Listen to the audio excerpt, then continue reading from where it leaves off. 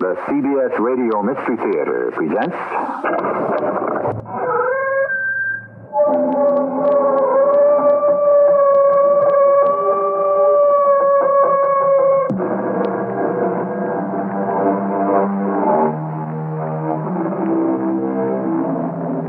Come in.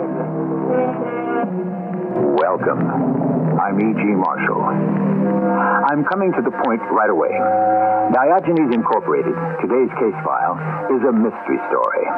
It's not so much a whodunit as a how did he do it, which means if the stories of detection are your dish, you may know the who, but you won't rest easy till you know the how.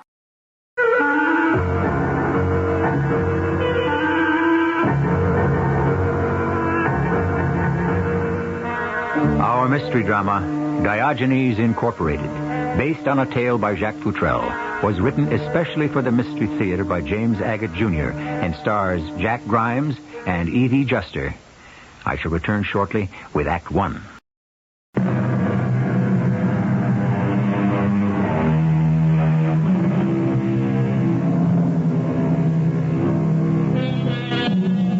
Only Max Maximus would have the nerve to call his small touring carny the Circus Maximus, after Julius Caesar's favorite entertainment center, which seated 150,000 spectators. But then, Max was a pretty nervy fella, and grasping and a bully, and downright indifferent to anyone's safety if it meant squeezing an extra dollar into his pocket.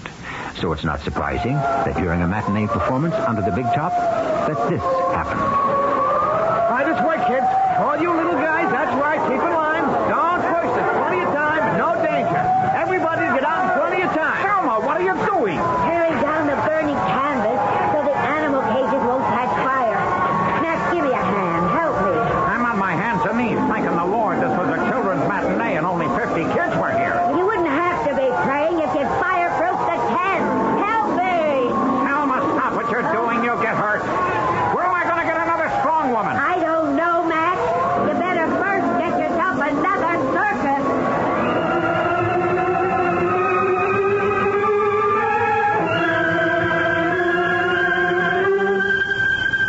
Lisa, may I come in? It's Max. Max, I just don't feel like talking right now. Can't it wait until tomorrow? No, it can't. I have to come in. All right. It was so awful to see everything go up in smoke. It's like being at one's own funeral. My dearest girl, that's not the end of the great aerialist Lisa Lamont. I feel as if my net were taken away forever. What is going to happen now? It is all gone? Yep. Thank heavens I carry insurance. No, I don't mean money. I mean the canvasmen, the Razorbacks, all those guys, and the ring stock. Everybody got away and the animals are safe. Nobody was hurt. You can thank Selma for pulling down the burning pieces. And Half Pint. Wasn't he marvelous? The way he let all the kids out. Oh, where is Half Pint? I don't know. This place is his hometown. You mean here? In Plymouth City? He was born here? That's right. Of all the luck, he has it. What do you mean? He has a home. It's right here. Max, I feel so far away from Bavaria. Mountains, trees, snow. There are places like that in America. Not far from here, too. White Mountains. Lisa, I want you to do me a favor. Of course I will. What? Take this briefcase and hide it. Tomorrow sometime I'll come for it. I have to go back to the lot now.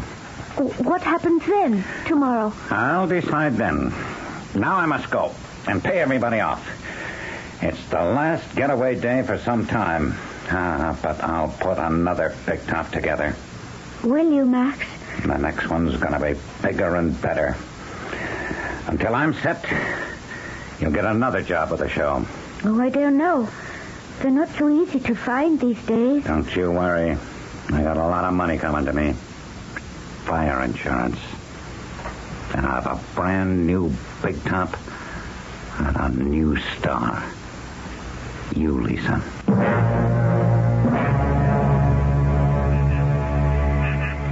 Sure looks like midnight on the battlefield out here, Selma. Some of that canvas is still smoldering. If I didn't say it before, Alfredo, I'll say it now. You may be half the size of most men around here, but you're twice as brave.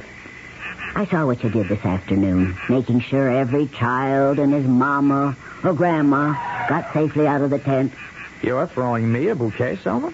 You who stopped the fire from spreading to the animal cages by ripping down the canvas? I didn't know I was that strong. The truth is, I was frightened, silly. I knew Max hadn't fireproofed the canvas. And how he got away with that, I don't know. You and I are some team. You know, why is it that me, Alfredo Pinto, 4'2", have got to be in love with Selma Sylvester, 6'4", is something I'll never figure. Am I complaining that you're a midget? You've got giant brains. Alfredo Pinto the clown, otherwise known as Half-Pint. Do you think it's so charming to be Lady Hercules and bend iron bars for a living? Why do we have to go on doing it? Did I ever tell you that my dad is a very rich man? And it was because he was ashamed of my size that I ran away from home? Well, my freaky size didn't help me much either. I wonder what Max is going to do now. Well, what can you do with 3 moth-eaten camels, 2 mangy lions, a splotchy zebra, and a barrel full of monkeys? Maybe start a flea circus. He'll have a good whack at collecting insurance. Suppose they find out nothing was fireproof. Then he's got a problem. Now, what about you, Selma? You going home? I'm not that desperate. And you, with all those degrees, you could become a teacher. Well, I was once going to be one, Selma. Like 5 years training in psychology. But I couldn't get a job teaching because of my size. Yeah, it was quite a blow. Then I started a book on the psychology of circus performers. Met Max, became a clown, and stayed with it. Am I glad you did? Selma, why don't you go into business with me? What can we do together besides 2-story jobs? Oh. Me to smash down the back door and you to crawl into tight places? You know, it's funny you should say that. Us turn crooked? You're kidding. No, not being criminals, but catching criminals. Team us as private eyes? I don't know beans about detective work. Well, neither do I, but we learn as we go along. There's one thing we've got going for us. We're not expensive. We've got brains. You've also got a little brawn, which doesn't hurt. You really think I've got brains? Well, sure. Why else would you jump at the chance to go into business with me? Well, Selma, how do you like it? Not bad, huh? Nice little office, telephone, file cabinet. Look what I just picked up at the printers. Our business notepaper. Oh, that's pretty. But what is that in the left corner? That drawing of a man in a toga carrying a lantern? Oh, you like that? I drew it myself. It's our logo, our trademark. But what does it mean? He looks like some ancient Greek. He is an ancient Greek. Diogenes. Oh, no kidding. Diogenes. Now, isn't that a great idea? It shows right away what business we're in. Oh, it sure does. Of course, not all our clients are going to be as hep to history as we are. Oh, that's true. I mean, they won't make the connection with Diogenes going around the streets of his hometown with that lantern looking for an honest man. That's why I thought Diogenes Incorporated. Truth Finders was an ideal name for the agency. Oh, excuse me. Diogenes Incorporated. Is this where I can locate Alfredo Pinto? Are you speaking to him? Who's this? Pinto? What's this Diogenes thing? What's the name of my new business? I didn't realize you were still in town till someone told me they saw you on the street. I recognize your voice, but I don't connect it with a face. Who is this, please? Police Chief Maloney. One of your biggest fans, Half-Pint. Maloney, of course. Say no more. What can I do for you, Chief? Pinto, can you come down to the station house? I want to ask you a couple of questions. No. I got a better idea. Why don't you come up here? I want you to see the place, meet my partner. Well, I'll come as soon as I'm off duty. You just come anytime. We'll be here. Selma, it's a pleasure to meet you. I've never shaken hands with a Lady Hercules before. Easy now. Pleased to meet you. So, you like the setup, huh? Well, now, I may be able to throw Diogenes Incorporated a little business. That's why I wanted to see you. What do you know about that fire at Max's circus? Well, I don't know there's much I can tell you, Chief. Now, most of the acts left town, tried to find work elsewhere. But Plymouth City's my home, so Selma and I decided to stay. Well, the insurance company gave us a call from Hartford. It seems old Maxie tried to hit them for fire insurance. Uh-oh. Would we help check him out, Hmm? So we did. And we found he's got a record as long as your arm. Oh, I didn't know that. Oh, nothing serious, but a lot of counts. Did you know that, Miss Sylvester? No. The only person who knew Max really well was Lisa Lamont, the aerialist. Well, she's known Max for years. Lisa? She could be his daughter. And I wanted to talk to you, Alfredo, because I thought with your connections you could find out what Max is up to and where he is.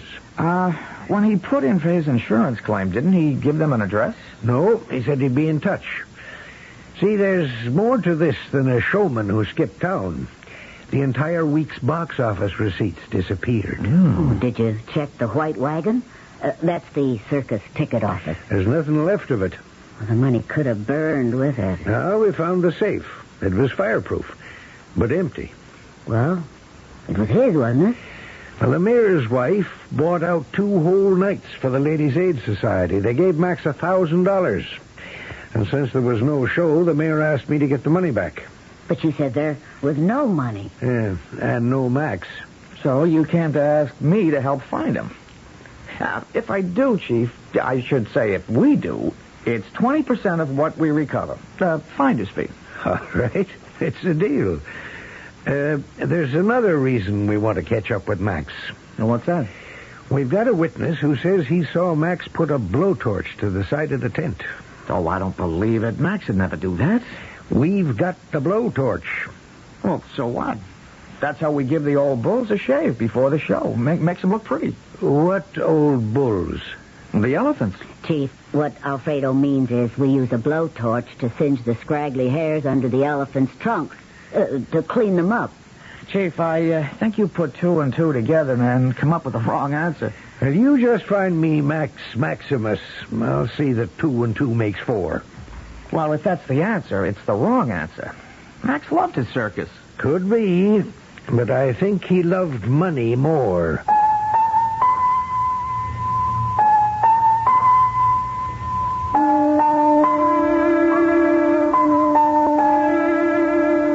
At one time, there were hundreds of small circuses like Max's crisscrossing America.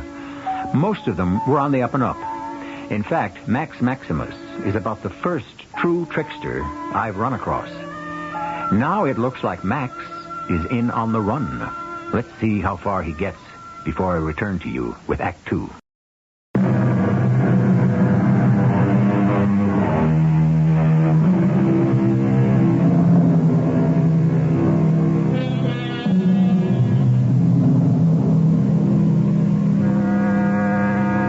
Talking about Max Maximus, who may or may not have set fire to his own circus, and who may or may not have absconded with the week's bankroll, or BR, as circus people call it. Some disagreement there, but none about Max being a real hogger, which in circus lingo means a greedy showman. This was Diogenes Incorporated's first case. Find Max and recover the money. This is how they went about it. It'll work. I tell you, Mr. Pomfret, it'll work. I know him. But it's a big risk, Mr. Pinto. Right now, we just turn the claim down and we risk nothing. Why get ourselves involved? Because a big insurance company like yours hates to see anyone try to get away with anything. Yeah, well, that's true. We'd like to pin his ears back. Well, it's more than that. If you give us a hand in catching Max, you'll be helping every other insurance company he might try to cheat one day. Yeah, that's right. Well, I say we've got to catch the man. So, let's have a go at it. That's the spirit. Did you bring it? Have it right here. Mm-hmm. Check made out for $100,000 to Max Maximus.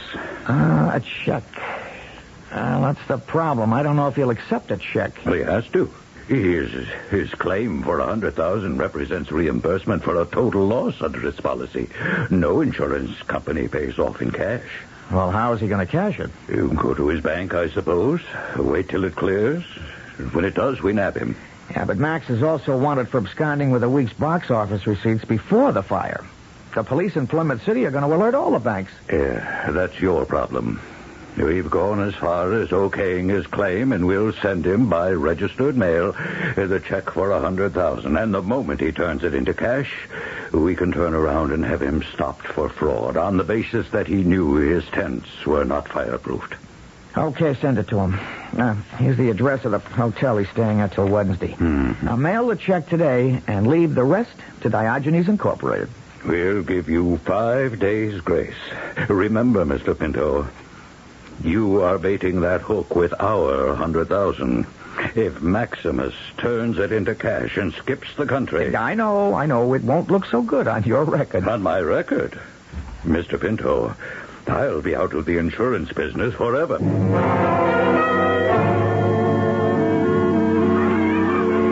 Hello, Lisa. Half-Pint, however did you find me? Well, I said to myself, where would Lisa, the superb aerialist, be working? 2 places. A circus or with children. Now, there are no show openings this time of the year, so where would she go work with children?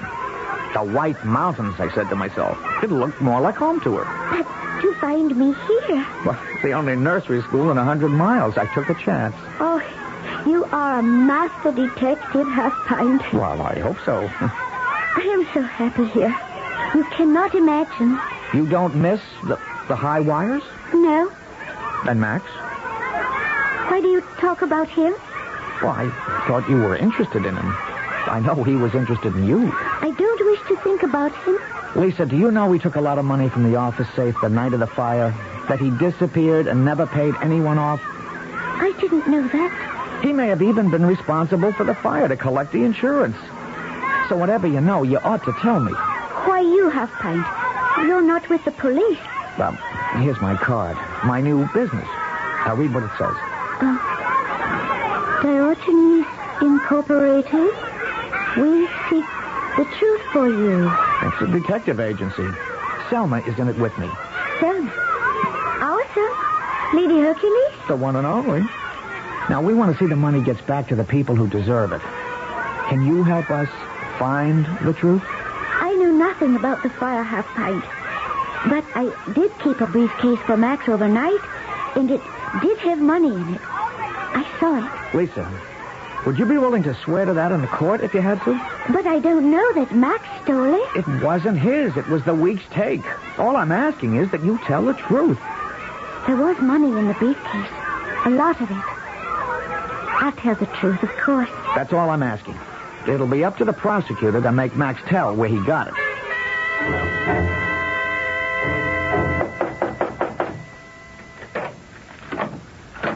You Max Maximus? Yes, I am. Got a registered letter for you. Sign here. Wait a minute. It's not a summons or something. Who's it from?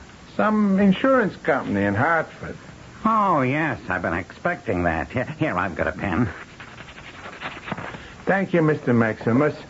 Have a good day. You're welcome. What? Selma. What brings you here? Oh, it's good to see you. Come in. Selma, of all people. You know, I was thinking of you. I was thinking about you, too, Max. I was going to get in touch with you. How'd you find me? Oh, it wasn't too hard. You working? You doing your strong act anywhere? Oh, I can't tell you how great it is to see a friend from the old days. You got to have a drink with me to celebrate.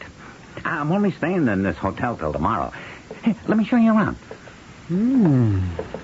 This is a fancy suite. And see here, behind the sofa, that door opens. And lo and behold, a completely stocked bar. What do you think of that? Wow. Must be in the chips, Max. Well, not in the big money, but I will be. Max always travels first class. Selma, it won't be long before old Maxie will have a fat bankroll to put together a bigger show than he's ever had before. You know, I always liked you a lot, Selma. You were different from the others. What about Lisa? Lisa? Mm-hmm. What made you think of her? You used to like her a lot, too. Do you see her? No. Not Lisa. Treats me like I ran a dog and pony show. Anyway, Selma, I liked you better. As a person, I mean. Oh, I didn't know that. Where is she? Who, Lisa? Mm-hmm. Who knows? She went off looking for some spot that reminded her of Bavaria. She's given up the business. And what are we talking about her for, anyway? Look, I got a bottle here in the icebox I'm going to open. Any particular kind of wine you like, Selma? Whatever pours easily. How about champagne? Oh, champagne? What are you launching? You'd be surprised. I was going to drink this by myself to celebrate this letter. Didn't you see the mailman pass you in the hall? I'll show you. To us, Max and Selma. What are we drinking to? I'll put my glass down and open the envelope. A check made out to Max Maximus for $100,000. And that's where you come in. Oh, it's fate. I mean it. I wanted to call you about this, and here you are. What can I do? You, Selma Sylvester, are going to help me turn this little piece of paper into cash. Bills. Green bills. Yeah, all right. Don't anyone get excited. I just want to know exactly what happened so that my company can take the proper legal action. Now, you first, Miss Sylvester. Mr. Pomfret, I obeyed my instructions. Which were? To assist Max Maximus to cash your insurance check. Which Selma did perfectly. How perfectly?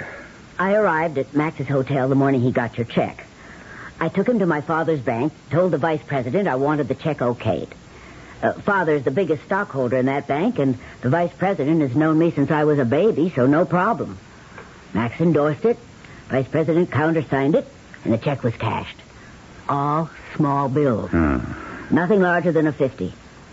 It took a little time. And that was 3 days ago. How'd you know that? We called you. You gave us 5 days. Now, we did it in 3. 1, actually. Of course, there'll be some delay. What do you mean? Well, it hasn't gone exactly as we hoped. Max told me to get in touch with him in 24 hours. That he had a line on a circus that's in trouble, and he and I would go out and buy it. A whole shebang. From hook ropes to handlers. We? Well, I was to be his star attraction. Oh, and where is this circus that he was going to buy? Mexico City. Yeah, things were working out nicely. Here, he's using money that wasn't really his. We'd have him dead to rights. And you were to call him? The day before yesterday. And she did. And no answer. I went around to his hotel. He checked out. If he skipped to Mexico City with our money, I'm holding you responsible, Mr. Pinto. Now, don't talk like that. You gave us 5 days. I must have been crazy dealing with you people just because Chief Maloney told me Diogenes Incorporated would be perfect. You're not making sense, Mr. Pomfret, so don't get angry. Max has done nothing wrong. He made a claim and you paid it. You said you'd catch him. And so we will. And when we do, we'll slap him down for taking money under false pretenses. You found nothing was fireproofed. So his insurance didn't cover. Yeah, that's better, Mr. Pinto. That's what I like to hear. But, supposing he sinks it all into a Mexican circus, how am I going to liquidate that? He's not going to buy that circus. That was an act to get Selma to help him cash the check. He's got all the cash he needs now for a permanent vacation. Oh. So what's the next step? Max is booked on the 6 p.m. tonight to Mexico City. Alfredo and I are going down to the airport to wave goodbye.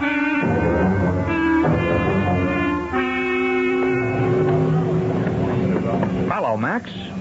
Fine. What are you doing here? Well, we came down to see you off, but we decided we'd miss you too much. I wouldn't make a run for it, Max.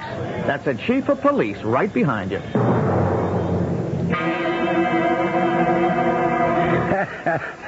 Cut and dried, Alfredo. You got the evidence so well wrapped up I wasn't surprised they'd booked Max into a slammer for a long stay. Arson, theft, and fraud. They got him on all counts. Of course, Max will appeal. Appeal? You mean pretend he didn't know that he was collecting insurance by issuing false statements that his tents were fireproof? That kind don't give up so easily. That's what I'm saying, Alfredo. Yes, Mr. Pomfret, I can hear. We got a little storm up here, but the phone's working okay. No, Alfredo's not here. Well, I'll certainly tell him. He'll be very pleased. Selma? What a miserable night. It's soaked. Mr. Pomfret, wait a minute. Alfredo's just come in. Darn it, he's hung up. Oh, who has? Our client. Max's appeal was thrown out of court, so he stays in the slammer. 7 years. I wonder how long he'll serve. Well, I think what cinched it was Lisa's testimony about seeing that $5,000 in his briefcase. Well, what about the witness I dug up who saw Max start the fire? Well, you made Diogenes Incorporated very proud. You're not going home in this weather. You'll never get a cab. Who takes cabs? I can still make the last bus. Now, you're not going out in that, and that's final. Yes, boss. Selma, I saw Chief Maloney tonight. He's come up with another case for us.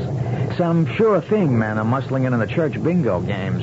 Professional gamblers here in Plymouth City? So I don't want anything to happen to you now. Now, look, you take my bedroom upstairs. I'll sleep down here on the couch. Diogenes Incorporated is just getting off to a good start.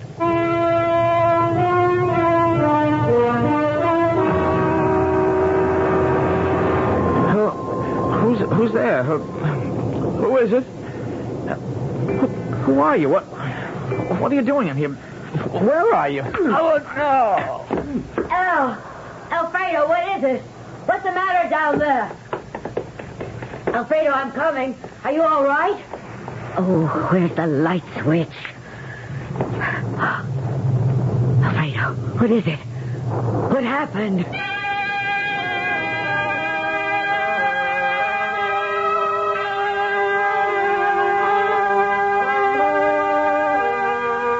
As long as former clown Alfredo Pinto could use his brain to further his new profession, sleuthing was a job with a future. But the moment somebody started to beat on his head, the future became questionable. All of which gave Diogenes Incorporated food for thought and a giant headache. I shall return shortly with Act 3.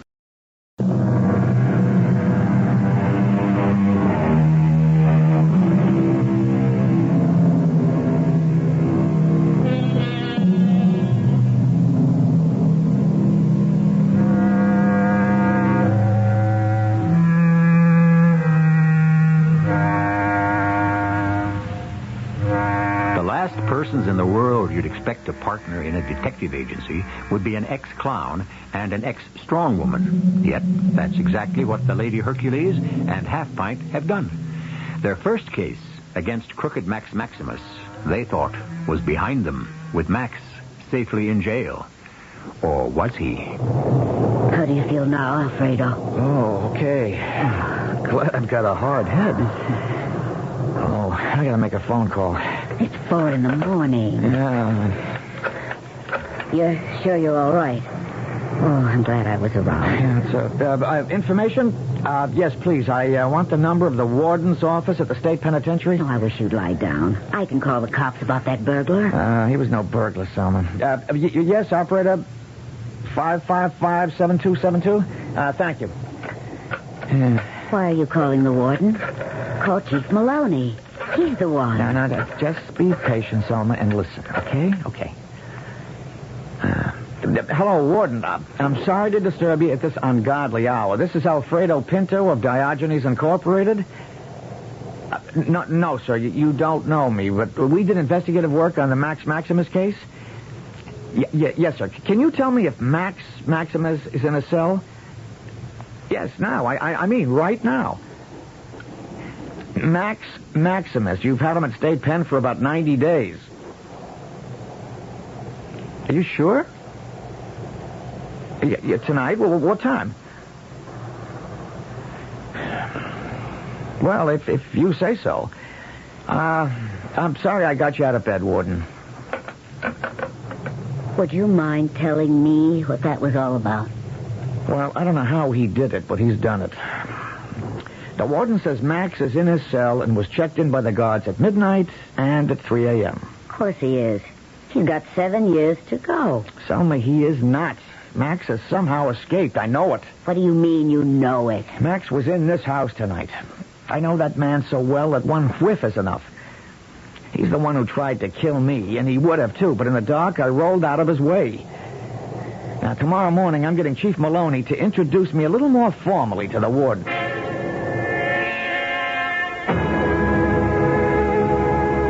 Warden, I'd like you to meet Alfredo Pinto. Oh, pleased to meet you, sir. Pinto, are you the fellow who called me up in the middle of the night? Something to do with Diogenes? Well, that's the name of our detective agency. Maroney, what is this? Does he work with the police? I sure do. I helped to get the evidence against Max. That's what you woke me up about, wasn't it? You asked if Maximus was still in his cell. Well, he was then, and he is right now. I wonder, sir, if I could see the man. Why not?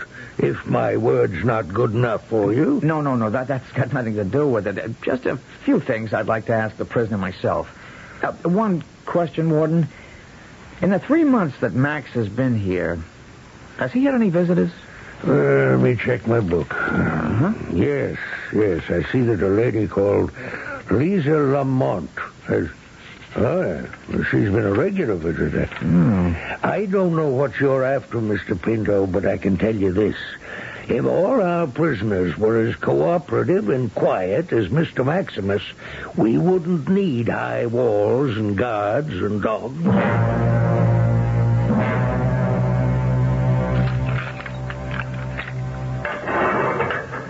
Hello, Max. You mind if I sit down? No. How's Lisa? Okay. Does she visit you? Yeah. Well, how often? But you can. Once a week, twice a week, once a month? What do you care, I find? You're out there. I'm in here. Well, don't you think you deserve to be where you are? Setting fire to the tents, stealing the whole box office, not paying anyone off, trying to get away with $100,000? Why don't you go away and leave me alone? Who do you associate with here in Max? Broad tossers, cappers? Oh? Sure thing men? I don't know what you're talking about. You know, my friend, you might just be telling the truth. I don't think you'd know a grease joint from a grouch bag. Guard! Get this man out of here. He's bothering me. But don't want to talk to him. Just a moment, guard. Are these your shoes, Max? Guard, will you get him out? All right. Very nice leather. I didn't realize they let you wear your own shoes in prison. What's all the racket? Oh, hiya, Chief. I think I found out what I wanted to know. Let's go back upstairs and say goodbye to your friend, the warden.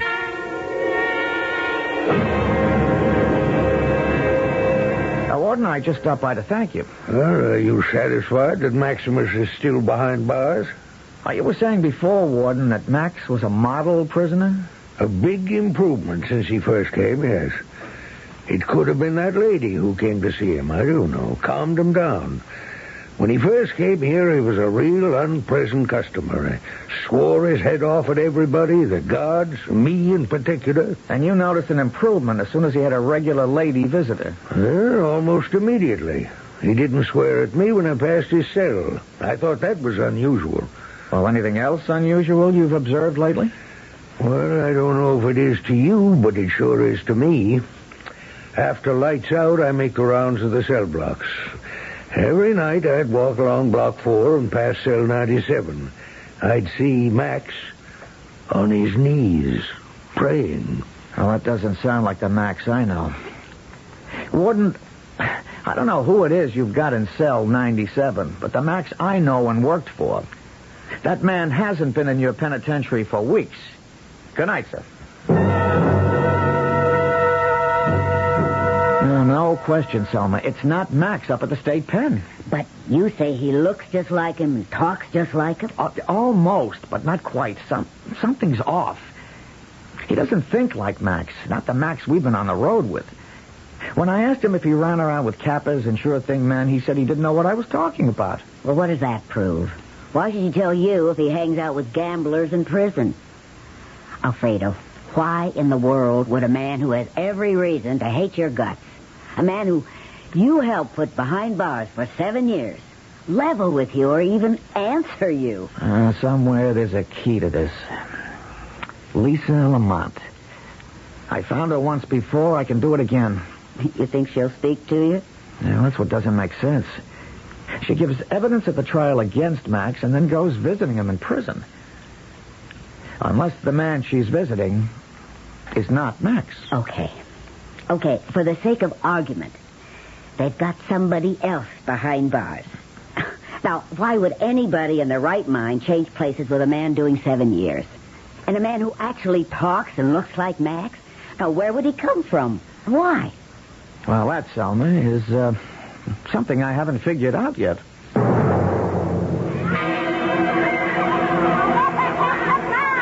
Excuse me, but are you in charge of this playground? No, I'm not.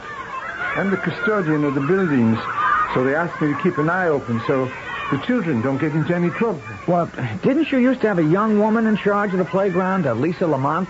Lisa, yes. She just ran out on us one day, and we haven't been able to get a replacement. Well, you don't happen to know her address, do you? Sure do. Know it by heart. Are you a friend of hers? A very old friend.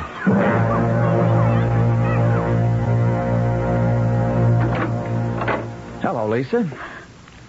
Alfredo. Oh, go away. Go away, please. No. I'm not going away. I'm inside and I'm staying here. You might just as well shut the door. Listen to me, Half Pint. Alfredo, please. He's coming back and he'll kill you. Who? Max. Why do you stay with him? I can't tell you now. Oh, please go. You don't know what he's like. It's like a nightmare. If it is a nightmare, Lisa, then wake up. Wake up. Max is supposed to be in prison and you know it. If he's really out and has some hold over you, at least tell me what it is so I can help. Max, don't. Max, stop.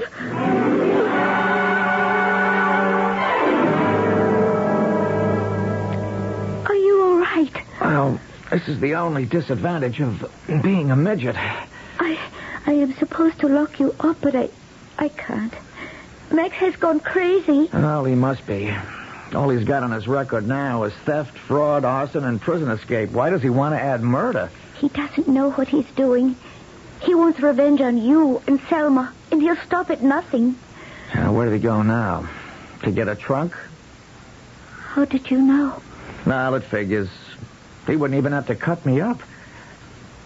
Lisa, why are you helping him? I have to. I owe it to him. Did you have to visit him in prison? It wasn't me. What? Oh, hello, Max. You can put that pistol away. If you fire it, they'll get you this time, and no twin brother is going to take your place in cell 97. Lisa? I didn't tell him, I swear it. You're all related, aren't you? Lisa, you, Max, and the man in cell 97. I don't want to hear any more. Uncle Max, don't do it. No, Uncle Max. Is the gun loaded? You shut up. Well, it won't fire like that. You have to pull the safety catch down. Well, you know where it is, behind the trigger. Oh, you think I won't, huh? Well, that's the ticket. Now, aim the pistol carefully. A finger on the trigger. Get away from that window, Half-Pint. Oh, I'm just taking a last look at the sky and the street. Hey, Max, your hand is waving all over the place. I don't think you've got the right killer. Max. Selma!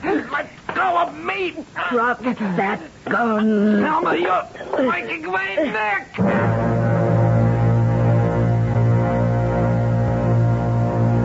Now, Warden, how does it feel to have the real Max back in a cell?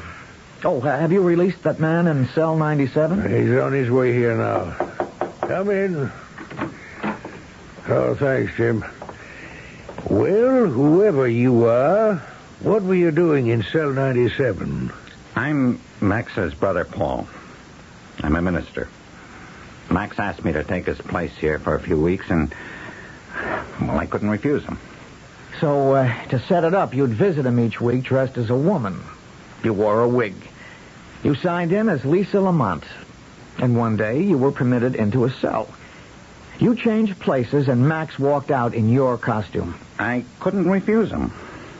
It was Max who helped me and my niece escape from Germany. Originally, we were three brothers, Max, myself, and Lisa's father. My wife and Lisa's mother and father were killed. Max saved Lisa and me. So when he got into this trouble and he said it needed a few weeks to do something, how could I not change places with him? You had no idea Max wanted to be out of prison to kill me. No idea. Warden, you have my brother back in prison now. Be charitable to him. I don't think I could have gone on much longer with this charade. A conscience, you know, is a heavy burden. Now, Warden, you've got your man back. Could your charity also extend to the Reverend Maximus? I guess so. You may go, Reverend Maximus. Oh, let me give you my business card, Warden. And you too, Reverend. Diogenes Incorporated. Anytime you're looking for the truth.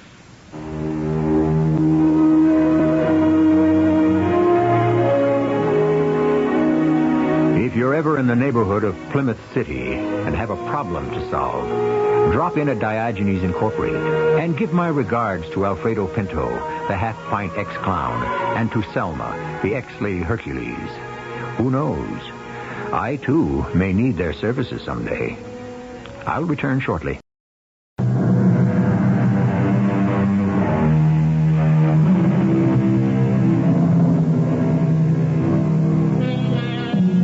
You remember Mr. Pomfret, who loved to quote Dickens? It occurred to me it might be most apropos if I reminded him, and you, of those words and that warning by Mr. Pickwick. Beware, he said, of carrying brotherly love too far. Our cast included Jack Grimes, Evie Juster, Ray Owens, and Court Benson. The entire production was under the direction of Hyman Brown. This is E.G. Marshall inviting you to return to our Mystery Theater for another adventure in the macabre. Until next time, pleasant dreams.